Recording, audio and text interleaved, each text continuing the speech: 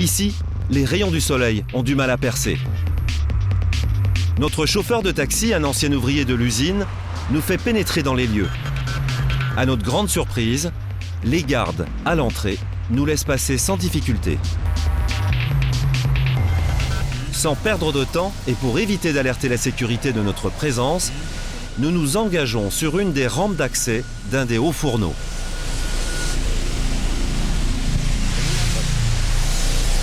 À notre arrivée, le constat est clair. La production bat son plein. Voici un des fourneaux qui continue de polluer Pékin et toute sa région.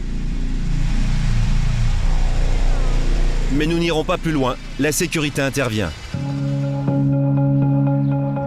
Difficile d'imaginer que ce complexe industriel sera mis en veilleuse. Ici, vivent et travaillent 40 000 ouvriers.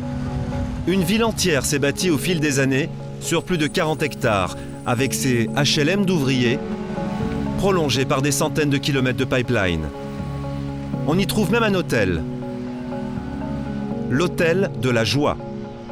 Certainement un des hôtels les plus pollués de Chine. Mais quelle est sa clientèle? Une réceptionniste accepte de répondre à nos questions. Qui habite ici habituellement?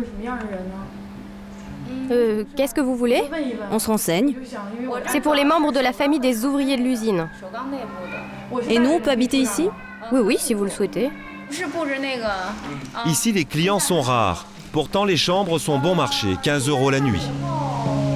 Mais sont-ils conscients de l'air qu'ils respirent? Depuis plus d'un demi-siècle, des générations d'ouvriers et leurs familles ont respiré à plein poumon des tonnes de suie et d'autres particules.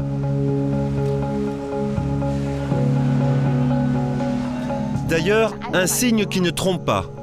Le linge ici est tout le temps sale.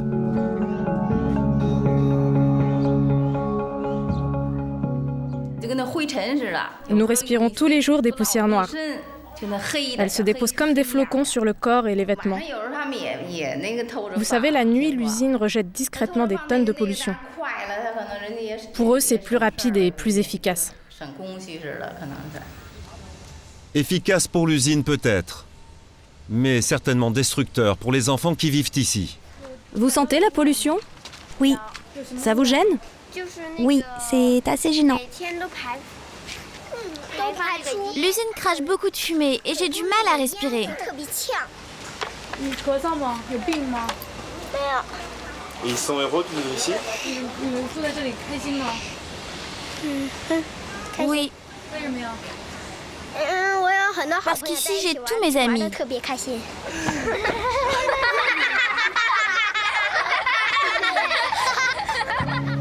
Cela fait près d'un siècle que cette pollution néfaste et sans nom règne sur la région.